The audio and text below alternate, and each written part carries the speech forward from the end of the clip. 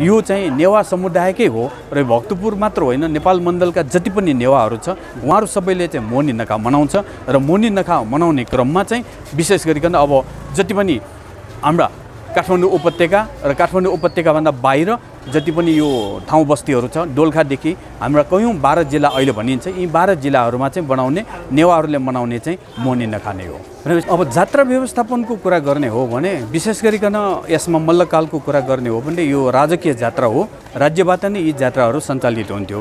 र मल्लकाल पछाडिको कुरा गर्ने हो भने तलेजुभित्र रकमीहरू हुनुहुन्छ, उहाँहरूबाट हुन्छ र बनमालाहरूको जुन चाहिँ गछियाबाट हुने जात्रा छ तिनीहरू बनमाला पक्षबाट हुन्छ र यसमा मुकुन्दका कुराहरू आउँछ। यो चित्रकार समुदायले मुकुन्द बनाउने काम हुन्छ र यो सम्पूर्ण कामहरूको चाहिँ कुमारीको कुरा शाक्य बज्राचार्य परिवारबाट हुन्छ। यो सबै कुराको चाहिँ व्यवस्थापनहरूलाई चाहिँ पछिल्लो समयमा चाहिँ विशेष गरिकन 2023 सालपछि गुठी संस्थान खडा भएपछि गुठी संस्थान मार्फत हुँदै आएको देखिन्छ र गुठी संस्थान मार्फत यसमा आवश्यक पर्ने आर्थिक खर्चहरूलाई चाहिँ बिहोरेर र कतिपय कुराहरूलाई चाहिँ यहीँकै जुन चाहिँ हाम्रो स्थानीय स्तरबाट नै यसलाई व्यवस्थापन गर्ने जनशक्तिहरूको कुरा गर्ने हो भने जनशक्तिहरू स्वतस्फूर्त रूपमा पेसागत कार्य गर्नेहरूले चाहिँ गरिआएको सन्दर्भमा मोहनीमा चाहिँ यो 3वटै पक्ष जुन कुमारीको जात्रा, नवदुर्गाको कुरा र तलेजुभित्र हुने चाहिँ विभिन्न प्रकारका कुरा र त्यसपछि आएर चाहिँ यहाँ चाहिँ अब यो नवरातका कुराहरू अनि चाहिँ अष्टमात्रका देवीहरूको दर्शन गर्ने कुराहरू स्वतस्फूर्त यहाँका जनताहरू भक्तजनहरूबाट आफ्नै कसैको उसमा होइन स्वतस्फूर्त रूपमा हुँदै आएकोमा भक्तपुरको जात्रा मोहनी जात्रा भव्य रूपमा सञ्चालित हुँदै आएको छ। अब हामीले मोहनीलाई विजयादशमी भन्दाखेरि हामीले आफ्नो महत्त्वपूर्ण पक्षलाई बिर्सेको जस्तो हुन्छ, किनभने हाम्रो नलास्वानेगो भने घटस्थापना होइन, हाम्रो नलास्वानेगो हो। हाम्रो चाहिँ सप्तमी भनिँदैन, हामी चाहिँ त्यो दिनमा चाहिँ मासु भित्राउने लात दुखायो दिन हो। त्यस्तै गरिकन हामी अष्टमी महाअष्टमी भन्दैनौँ, हाम्रो कुचिभे नै हो। र त्यसपछि आएर हामी नवमी भन्छौँ, नवमीलाई कालरात्रि नवमी अथवा भन्छौँ, त्यो चाहिँ वास्तविक रूपमा हो भने ताम पूजाको दिन हो र स्याकोट्याको भनेर यो दिनमा जति पनि बलि दिइन्छ, बलि दिएका जति पनि यो बोका भयो, राँगा भयो, हाँस भयो, कुखुरा भयो, तिनीहरूको स्युका भए गर्नुपर्छ। र हामी विजयादशमी भन्दैन, हामी चालौँ अथवा पायौँ भन्छौँ। अब खड्ग जात्रा भन्दाखेरि त्यो चाहिँ यसमा चाहिँ यसलाई भाषागत रूपमा यसलाई अनुवाद गरेको जस्तो हुन्छ, पायो जात्रा हो। र यो पायो जात्रापछि हाम्रो चाहिँ अब खची पेगु भनेर हाम्रो चाहिँ छुट्टै चाहिँ मोहनी नखा समापन भएको चाहिँ अर्थ दिने खची पेगु भन्ने अर्को दिन आउँछ। यो सम्पूर्ण कुराहरूलाई जोड्दाखेरि हामीले मनाउने चाहिँ विजयादशमी भन्न मिल्दैन। विजयादशमी अहिले चाहिँ दशहराको रूपमा पनि आइरहेछ र दसैँ पनि भनिरहेछ। यसरी चाहिँ यो आयातित संस्कृतिलाई जोड दिँदाखेरि हाम्रो जुन हिंसा गर्ने, बलि दिएर चाहिँ तान्त्रिक विधिबाट गर्नुपर्ने र हाम्रो कालो टिका पारेर जुन किसिमले हामीले चाहिँ मोहनी नखा मनाउने हो, यो मोहनी नखा चाहिँ ओझेलमा पर्न जान सक्छ। त्यसैले नेवा समुदायले विजयादशमी होइन मोहनी नखाकै रूपमा चाहिँ यसलाई लिनु जायज हुन्छ। मानव सभ्यताकै सुरुदेखि नै चाहिँ मोहनी मनाउन थालेको हो र नेवाहरूले जुन चाहिँ निधारमा लगाउने कालो टिका छ त्यो टिका भनेको मोहनी टिका हो। र यो मोहनीलाई चाहिँ कसैले चाहिँ विरोधको कुरा, कसैले चाहिँ यो चाहिँ दसैँ बहिष्कारका कुराहरू जोडेर यदि मोहनीको अर्थ बुझ्दैन भने त्यसलाई चाहिँ हामीले चाहिँ बुझाउनु जरुरी छ। मोहनी भनेको तान्त्रिक विधिबाट नेवाहरूले हरेक हाम्रा शुभ कार्यहरूमा चाहिँ पार्ने एउटा चाहिँ महत्त्वपूर्ण टिका हो। र यो टिका लगाएपछि जसलाई पनि वशीभूत गर्न सक्छ, जो पनि आफ्नो काबुमा हुन्छ र आफूले विजय प्राप्त गर्छ, शक्ति सञ्चय हुन्छ भन्ने मान्यताका साथ हाम्रा पुर्खाहरूले तान्त्रिक विधिबाट पारिएको मोहनीलाई हामीले चाहिँ यो विरोधको बहिष्कारको रूपमा चाहिँ लिनु अन्यथा हुन्छ, गलत हुन्छ। यो कुरालाई जोडेर हामीले चाहिँ मोहनीलाई एउटा महत्त्वपूर्ण पर्व हो र यो पर्वलाई हामीले जोडेर अब यो पर्वको सुरुवातलाई चाहिँ हामीले चाहिँ भक्तपुरमा तलेजु भवानीको जुन आगमन हुन्छ त्यो नेपाल सम्वत 444 को कुरा हो। त्यहाँदेखि नै चाहिँ भक्तपुरमा मोहनीको चाहिँ सङ्केत मिलिन्छ। अब यसमा चाहिँ नवदुर्गाका कुराहरू आउँदाखेरि नवदुर्गाको कुरा भनेको पहिलेदेखि नै चाहिँ नवदुर्गा भक्तपुरमा प्रचलित एउटा महत्त्वपूर्ण नाच हुन्। यसलाई चाहिँ आदि अनादिकालमा चलिआएको नाच चाहिँ बीचमा रोकिएकोलाई राजा भुवन मल्लले नेपाल सम्वत 633बाट पुनः सञ्चालन गरिएको कुरा इतिहासमा उल्लेख छ। र यही कुरालाई जोडेर नेपाल सम्वत 633 पछाडि चाहिँ नवदुर्गासँग जोडिएर मोहनीमा चाहिँ नवदुर्गाको पनि समय यसमा जोडिएको हो। अब कुमारीको कुरा आउँदाखेरि कुमारी भनेको यो दुईटै भन्दा अझ पुरानो हो। जुन चाहिँ तलेजु भवानी ल्याउनुभन्दा र नवदुर्गा नाच सुरु हुनुभन्दा पहिले नै हामी कहाँ कुमारीको चाहिँ प्रादुर्भाव भइसकेको, लिच्छवी राजा मानदेवले मनमान्यश्वरी भनेर कुमारीको पूजा गरेको र त्योभन्दा अगाडिका राजा वृषदेवले वृषदेवी भनेर कुमारीको पूजा गर्ने परम्परा भइसकेको र नेवारहरूले बनाएको जुन आगम छ त्यो आगममा समेत नवमीको दिनमा चाहिँ कुमारीको पूजा गर्ने र नवमीको दिनमा घर घरमा चाहिँ यही गर्नुभन्दा अगाडिका कन्याहरूलाई पनि कुमारीको पूजा गर्ने परम्पराबाट हामी कहाँ कुमारीको चलन पहिले नै भइसकेको र यो तीनवटैलाई कुरालाई जोडेर तलेजु भवानीलाई केन्द्रबिन्दु बनाइकन लिच्छवी राजा आनन्ददेवले भक्तपुर सहर स्थापना गर्दाखेरि यी अष्टमातृका देवीहरूमा घुमेर तलेजुलाई चाहिँ जुन दर्शन गर्ने र कुमारीको पनि यात्रा गर्ने परम्परा यो विविध समयमा विविध राजाहरूले विविध उद्देश्यका साथ गरिएकोलाई अहिले हामीले मोनीको समयमा एकै ठाउँमा देख्न पाइरहेछ। यो हाम्रो सौभाग्य हो।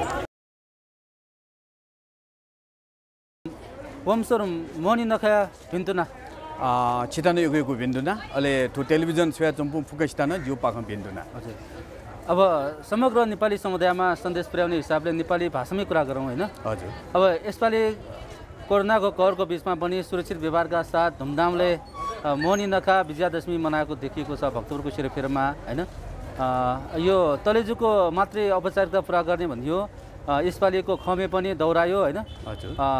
नवदुर्गाको नाच पनि देखाइरहेको प्रसङ्गसँगै भव्य रूपले विजयादशमी मनाएको प्रसङ्गलाई कसरी हेर्नु भएको छ? अब विजयादशमी अथवा मोनी नखा नेवारहरूको अझ भन्नुभन्दा भक्तपुरको लागि चाहिँ एउटा विशेष पर्व नै हो।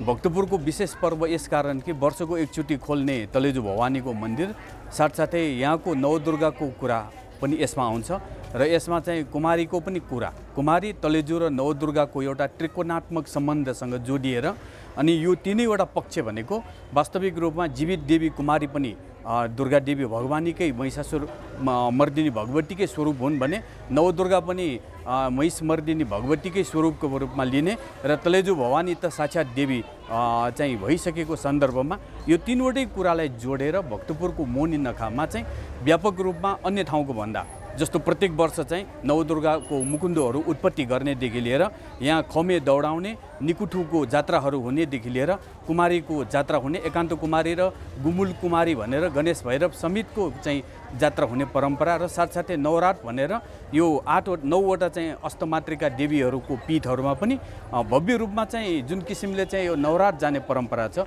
यो सबैलाई जोडिएर हेर्दाखेरि भक्तपुरको चाहिँ नवदुर्गा देवीको महत्त्वपूर्ण पर्वको रूपमा लिएको मोनी नखालाई चाहिँ भव्यको रूपमा चाहिँ एउटा यहाँको चाड पर्व हो भन्न सकिन्छ। यसपालि कोरोनाको कहरको बिचमा पनि आफ्नो मौलिक छनक देखाउने हिसाबले होइन, पहिचान देखाउने हिसाबले चाहिँ मनाएको छ होइन? विशेष गरी भक्तपुरको मोनी नखा विजयादशमीलाई कसरी अरूभन्दा पृथक तरिकाले मनाएको देखिन्छ यस विषयमा पनि किन चर्चा गरौँ?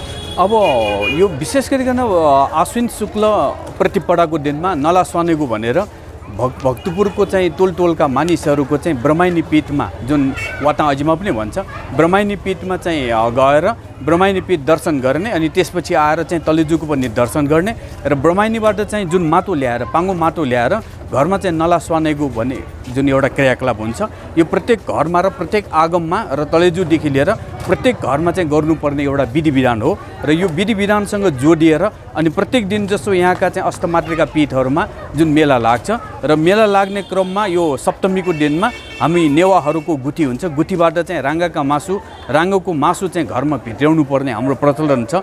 त्यसपछि आएर अष्टमीको दिनमा कुची भेग खाने भनेर कुलको सबै व्यक्तिहरू जम्मा भएर कुची भेग खाने परम्परा र साथसाथै त्यो दिनमा चाहिँ नवदुर्गा भवानीको घङ्गलासी ल लागेको भनेर जेला टोलमा चाहिँ मुकुन्दो बिना नै चाहिँ नवदुर्गा गणका वनमाला जुन नाचका उहाँहरू हुनुहुन्छ उहाँहरूले चाहिँ त्यो प्रस्तुत गर्नुहुन्छ र त्यो नगरिकन चाहिँ कुची भेग पनि खानु हुँदैन है। साथसाथै भक्तपुरको सानो ब्यासीबाट यालाछिन टोलबाट निकुठुको जात्रा पनि हुन्छ र यो वर्ष चाहिँ कोरोनाको कारणले गर्दाखेरि यो जात्रा रोकिएको छ। तलेजुभित्र चाहिँ बलि नदिने कारणले गर्दाखेरि यो जात्रा हुन पाएन। साथसाथै अब आज नवमीको दिनमा चाहिँ नवदुर्गाको गोछेमा जुन ड्योछे छ त्यहाँबाट चाहिँ खमेको जात्रा हुन्छ र यो खमेको जात्रा चाहिँ ब्रह्माइनी पीठसम्म गरिसकेपछि आज राति चाहिँ मांसाहुति यज्ञ गरेर सो खमेलाई चाहिँ वध गर्ने र भोलि चाहिँ त्यो वध गरिएको खमेको टाउको ब्रह्माइनी पीठमा राखेको हुन्छ र त्यसको दर्शन गर्ने। साथसाथै अहिले बेलुका चाहिँ खपा खुया यङ्केगु भनेर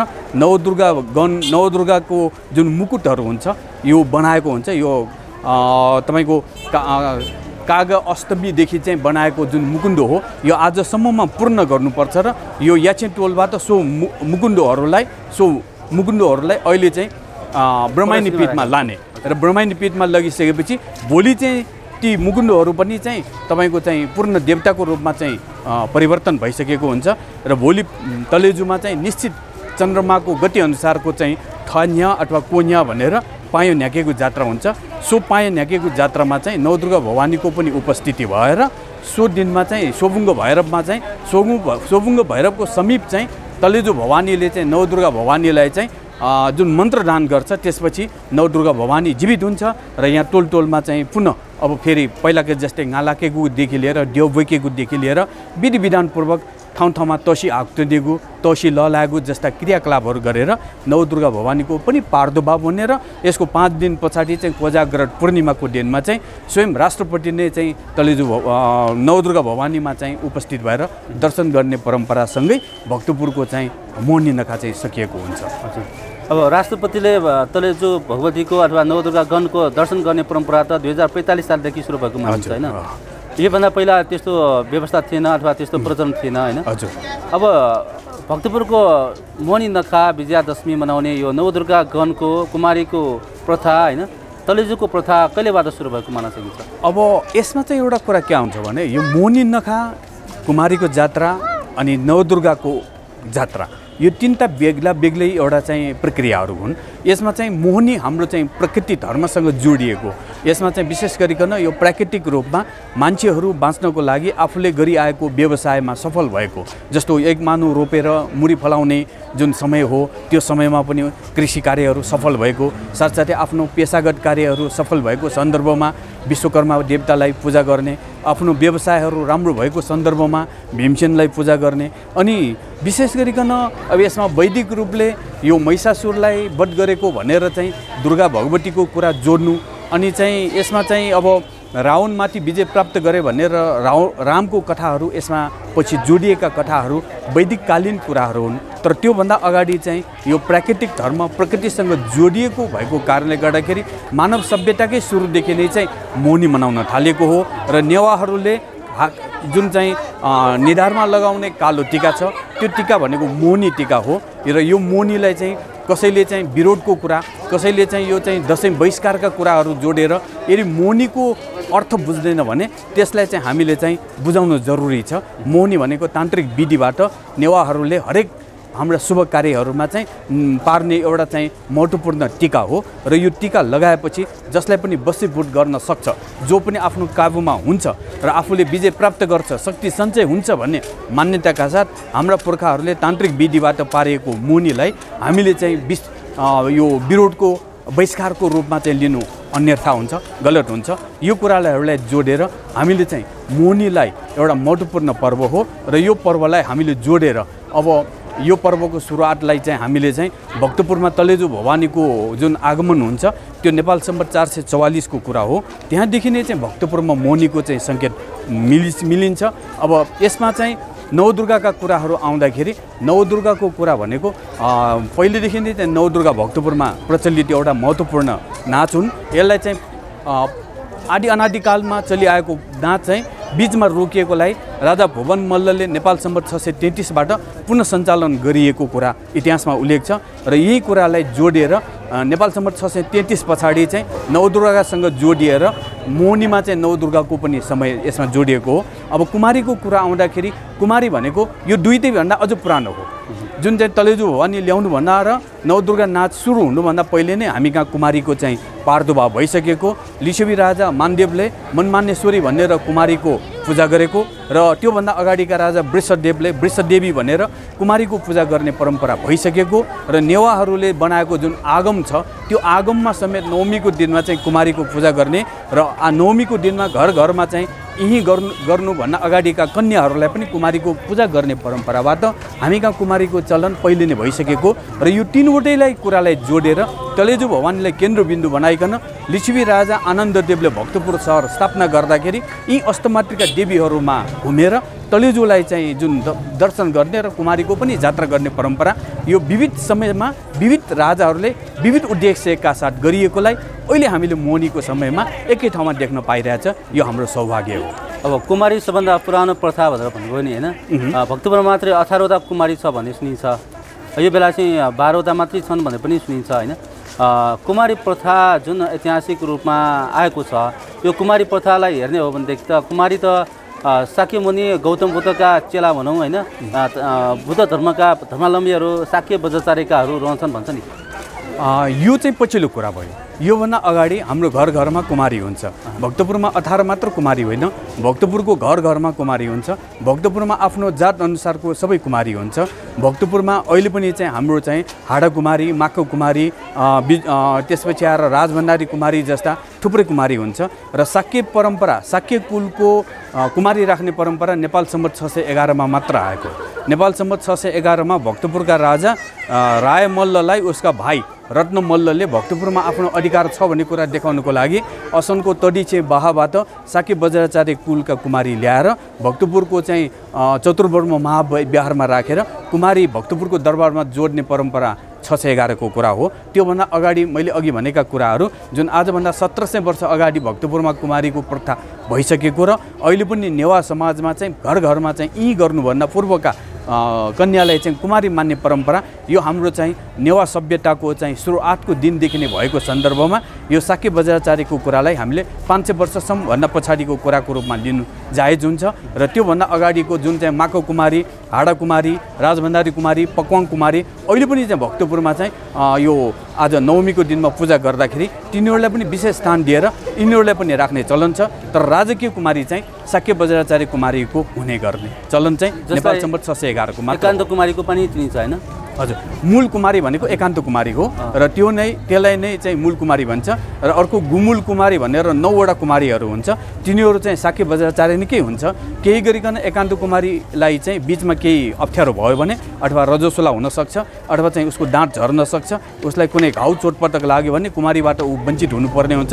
यस्तो अवस्थामा जात्रा नरोकियोस् भनेर अर्को 9वटा गुमुल कुमारीहरूको व्यवस्था गरेको हुन्छ। कुमारी प्रथासँगै यो विजयादशमी असत्यमाथि सत्यको जित पनि भनिन्छ होइन। महिषासुर रूपी खमेलाई वध गरेर चाहिँ नवमीको राति जुन विजय उत्सवको रूपमा चाहिँ विजयादशमी मनाउँछ नि होइन, यो प्रथा चाहिँ सँगसँगै आएको होइन भनेर चाहिँ यहाँले जानकारी दिइसक्नु भएको छ होइन।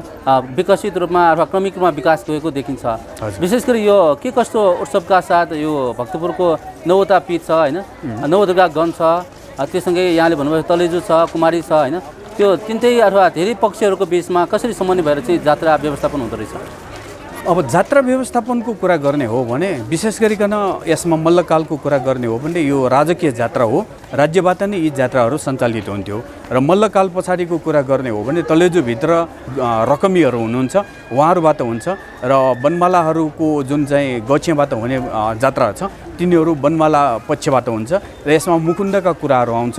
यो चित्रकार समुदायले मुकुन्द बनाउने काम हुन्छ र यो सम्पूर्ण कामहरूको चाहिँ कुमारीको कुरा शाक्य बज्राचार्य परिवारबाट हुन्छ। यो सबै कुराको चाहिँ व्यवस्थापनहरूलाई चाहिँ पछिल्लो समयमा चाहिँ विशेष गरिकन 2023 सालपछि गुठी संस्थान खडा भएपछि गुठी संस्थान मार्फत हुँदै आएको देखिन्छ। र गुठी संस्थान मार्फत यसमा आवश्यक पर्ने आर्थिक खर्चहरूलाई चाहिँ बिहोरेर र कतिपय कुराहरूलाई चाहिँ यहीँकै जुन चाहिँ हाम्रो स्थानीय स्तरबाट नै यसलाई व्यवस्थापन गर्ने जनशक्तिहरूको कुरा गर्ने हो भने जनशक्तिहरू स्वतस्फूर्त रूपमा पेसागत कार्य गर्नेहरूले चाहिँ गरिआएको सन्दर्भमा मोहनीमा चाहिँ यो 3वटै पक्ष जुन कुमारीको जात्रा, नवदुर्गाको कुरा र तलेजुभित्र हुने चाहिँ विभिन्न प्रकारका कुरा र त्यसपछि आएर चाहिँ यहाँ चाहिँ अब यो नवरातका कुराहरू अनि चाहिँ अष्टमात्रका देवीहरूको दर्शन गर्ने कुराहरू स्वतस्फूर्त यहाँका जनताहरू भक्तजनहरूबाट आफ्नै कसैको उसमा होइन स्वतस्फूर्त रूपमा हुँदै आएकोमा भक्तपुरको जात्रा मोहनी जात्रा भव्य रूपमा सञ्चालित हुँदै आएको छ।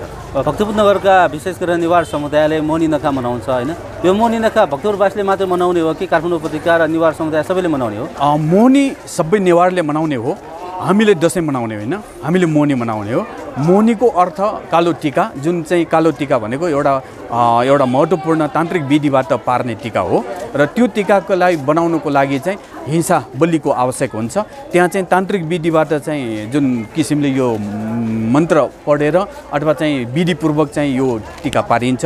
यो चाहिँ नेवा समुदायकै हो र भक्तपुर मात्र होइन, नेपाल मण्डलका जति पनि नेवाहरू छ उहाँहरू सबैले चाहिँ मोनी नखा मनाउँछ र मोनी नखा मनाउने क्रममा चाहिँ विशेष गरिकन अब जति पनि हाम्रा काठमाडौँ उपत्यका र काठमाडौँ उपत्यकाभन्दा बाहिर जति पनि यो ठाउँ बस्तीहरू छ, दोलखादेखि हाम्रा कयौँ 12 जिल्ला अहिले भनिन्छ, यी 12 जिल्लाहरूमा चाहिँ बनाउने नेवारहरूले मनाउने चाहिँ मोनी नखा नै हो। भनेपछि मोनी नखा नेवार समुदायले मनाउँछ होइन? हजुर, सँगै मनाउँछ, विजयादशमी नै भनिन्छ, फरक छ कि यो त्यही हो?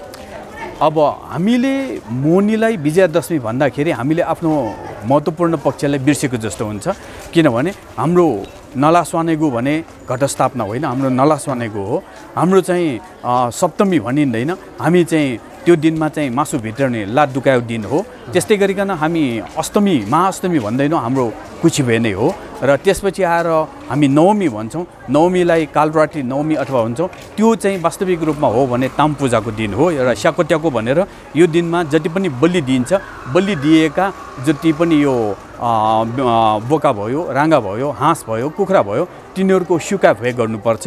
र हामी विजयादशमी भन्दैन, हामी चालौँ अथवा पायौँ भन्छौँ। अब खड्ग जात्रा भन्दाखेरि त्यो चाहिँ यसमा चाहिँ यसलाई भाषागत रूपमा यसलाई अनुवाद गरेको जस्तो हुन्छ, पायो जात्रा हो। र यो पायो जात्रापछि हाम्रो चाहिँ अब खची पेगु भनेर हाम्रो चाहिँ छुट्टै चाहिँ मोनी नखा समापन भएको चाहिँ अर्थ दिने खची पेगु भन्ने अर्को दिन आउँछ। यो सम्पूर्ण कुराहरूलाई जोड्दाखेरि हामीले मनाउने चाहिँ विजयादशमी भन्न मिल्दैन। विजयादशमी अहिले चाहिँ दशहराको रूपमा पनि आइरहेछ र दसैँ पनि भनिरहेछ। यसरी चाहिँ यो आयातित संस्कृतिलाई जोड दिँदाखेरि हाम्रो जुन हिंसा गर्ने, बलि दिएर चाहिँ तान्त्रिक विधिबाट गर्नुपर्ने र हाम्रो कालो टीका पारेर जुन किसिमले हामीले चाहिँ मोनी नखा मनाउने हो, यो मोनी नखा चाहिँ ओझेलमा पर्न जान सक्छ। त्यसैले नेवा समुदायले विजयादशमी होइन, मोनी नखाकै रूपमा चाहिँ यसलाई लिनु जायज हुन्छ। अब मोनी नखा आफ्नो मौलिक शैलीले मनाउनुपर्छ भन्ने कुरालाई जोड दिँदै होइन, पछिल्लो चरणमा जुन विजयादशमी भनेर कि मोनी नखाको रूपमा समिश्रित भएको छ, यसलाई आफ्नो छुट्टै पहिचानलाई झल्काएर चाहिँ मोनी नखाको कुरालाई चाहिँ जोड दिँदाखेरि यो बलि प्रथा कसरी जोड्ने रहेछ? अब मोनी लाउँदाखेरि बलि दिनै पर्ने हो अथवा कालो धर्सो लाउनका लागि परम्परा धार्ने हिसाबमा लाउन सकिने हो? अब हामीले यो एउटा निधारमा लाउने जुन टीका छ त्यसलाई कालो धर्सो वा ध्वाँसो भनेर यदि कसैले भन्छ भने यो चाहिँ यसको अध्ययन नपुगेको म भन्छु। र यो कालो धर्सो अथवा ध्वाँसो होइन, यो चाहिँ एकदमै पवित्र र तान्त्रिक विधिबाट पारिएको एउटा चाहिँ महत्त्वपूर्ण चाहिँ नेवाहरूको मौलिक टीका हो र यो नेवा संस्कृति पनि हो, जसको निधारमा कालो टीका लगाएर रातो अबिर मुछेको चाहिँ सोगङको साथमा चाहिँ त्यो टीका हुन्छ।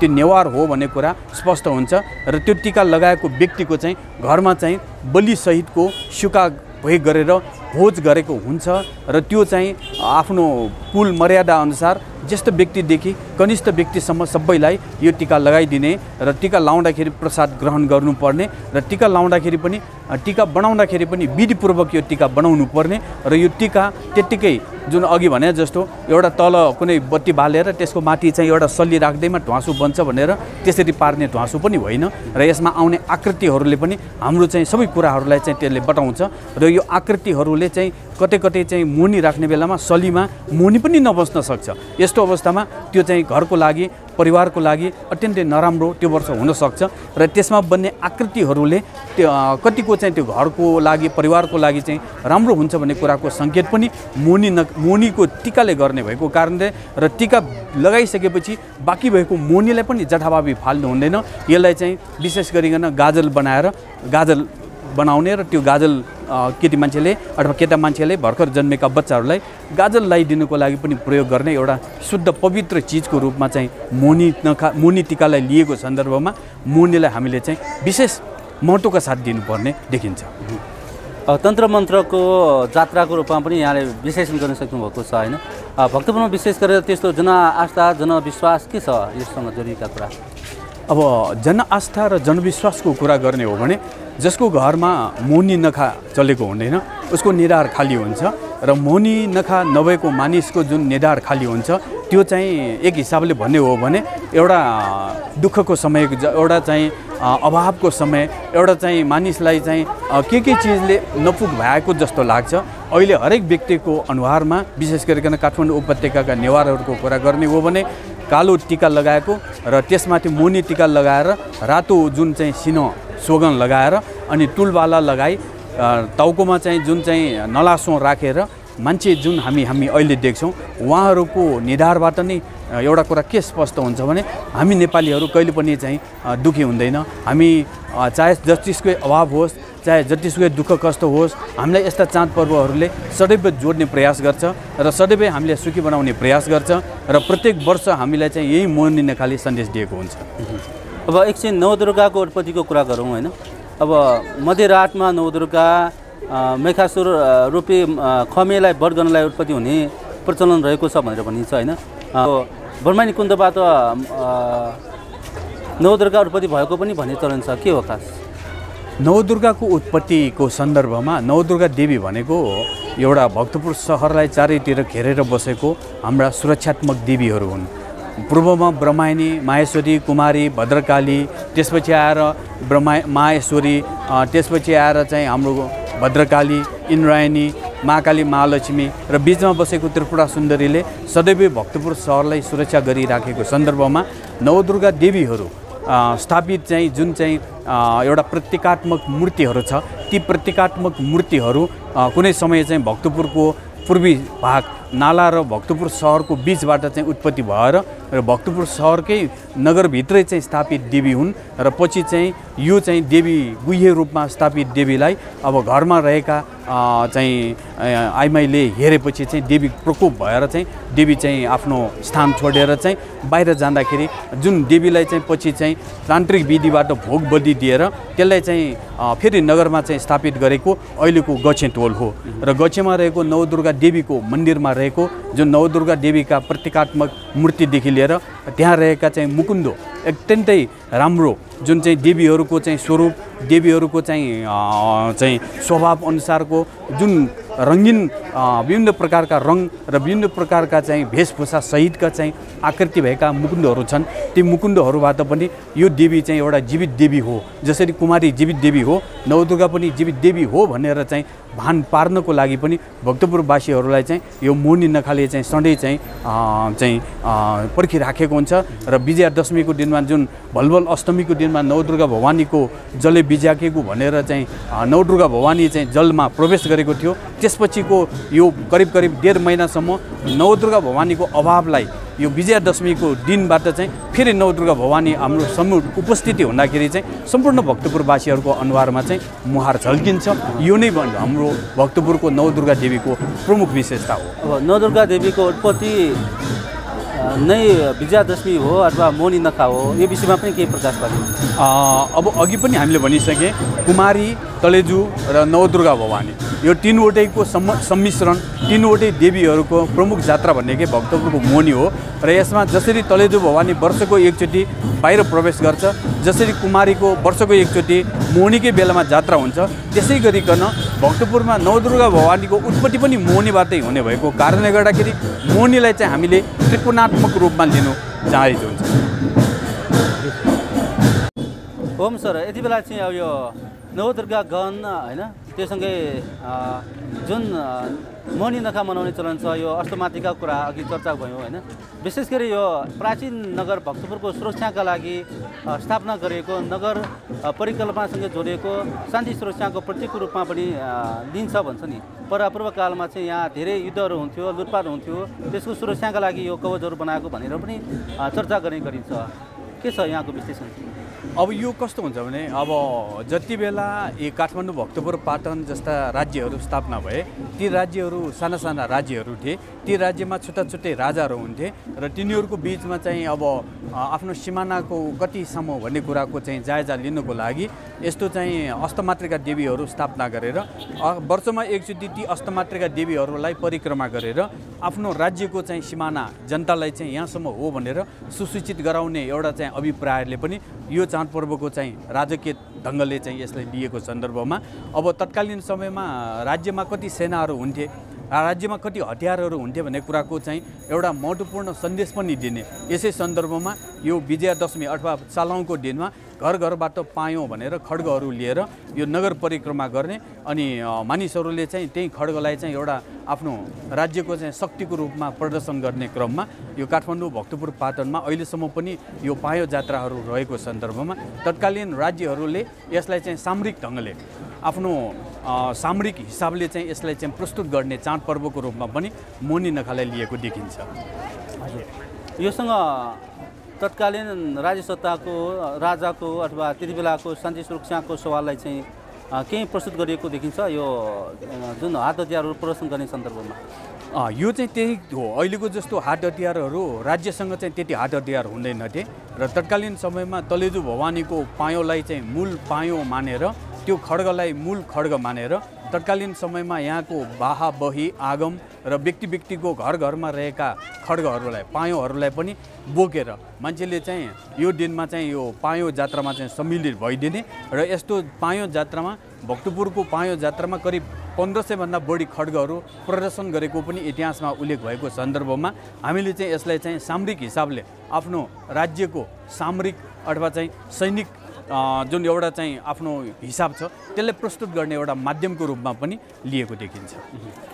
अब राति अब चाहिँ यो नवमीको दिनमा राति चाहिँ जुन खमे वध गरेपछि होइन विजयादशमी मनाउँछ। विजयादशमीको साँझ यति बेला चाहिँ भक्तपुरमा प्यान याकेको जात्रा पनि हुन्छ, सेतो घोडाको जात्रा पनि हुन्छ होइन। त्यो सँगै मोनी नखासम्म पनि हुन्छ कि के छ थप जात्रा?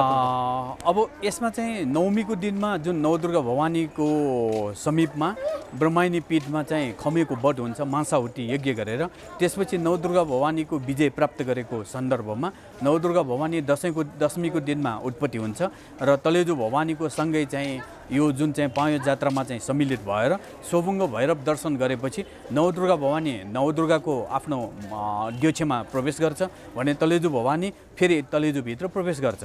त्यसपछिको अब अर्को एउटा कुरा महत्त्वपूर्ण कुरा भनेको यो तलेजुमा अथवा चाहिँ नवदुर्गा भवानीको जात्रा यति गर्दैमा हाम्रो चाहिँ जुन एउटा चाहिँ महत्त्वपूर्ण पर्व समापन भएको हुँदैन। अब यस चाहिँ हाम्रो खची पेगु भनेर त्रयोदशीको दिनमा कसैले चतुर्दशीको दिनमा चाहिँ खची पेगु गर्छ। त्यसपछि कोजाग्रत पूर्णिमा आउँछ हाम्रो। कोजाग्रत पूर्णिमाको दिनमा यो मोनीमा जुन खमे वध गरेको छ त्यो खमेको सुकुटी हुन्छ।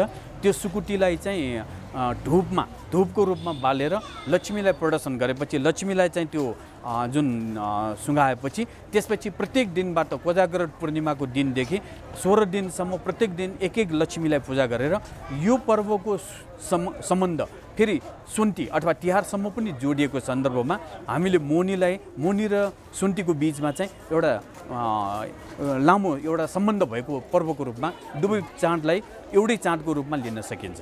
मोनी पछि सुन्ती नखा आउँछ होइन, त्योसँग जोडिएको परम्परा रीतिरिवाजसँगै यो मोनी नखालाई विजयादशमीलाई अब आम समुदायले अघि बहिष्कारको कुरा नि गर्नुभयो होइन, किन गर्दो रहेछ बहिष्कार? अब आम समुदायले यसलाई कसरी मनन गर्न उपयुक्त होला? मोहनी पर्व नेवारहरूले एउटा मौलिक पर्व हो र हाम्रो पूर्वजहरूले हिजोको दिनमा आफू बाँच्नको लागि जुन किसिमले चाहिँ विभिन्न प्रकारका चाहिँ सङ्घर्षहरू गरेका ती दिनहरूमा चाहिँ आफूले विजय प्राप्त गरेर आफू बाँच्नको लागि चाहिँ हाम्रा पुर्खाहरूले चाहिँ जुन किसिमले विजय हासिल गरेको थियो त्यसलाई चाहिँ वैदिक कालमा चाहिँ विभिन्न देवदेवीको नाम दिएर यो पछिल्लो समयमा जोडिएर आएको भए तापनि हामीले मनाउने मोहनीमा अहिले पनि प्राकृतिक रूपमा हामीले खेतमा काम गर्ने औजारहरूलाई पूजा गर्नेदेखि लिएर पसल व्यवसायमा काम गर्ने धक तराजुलाई पूजा गर्ने एकजना व्यवसायीले आफूले प्रयोग गरेका साधनहरूलाई पूजा गर्ने यस्ता विविध तरिकाले मोहनी मनाइआएको सन्दर्भमा मोहनीलाई हामीले वैदिक आवरण एकातिर छोडेर हाम्रो पुर्खाहरूले जस्तो तरिकाले हिजो मनाएको हो त्यो हिसाबले हामीले विजयादशमी नभइकन मोहनीकै रूपमा मनाएर प्रत्येक वर्ष हामीले यो मोहनीलाई हर्षोल्लासका बनाउनु सबै नेवारहरूको महत्त्वपूर्ण एउटा दायित्व हुन आउँछ। यही म सन्देश दिन चाहन्छु।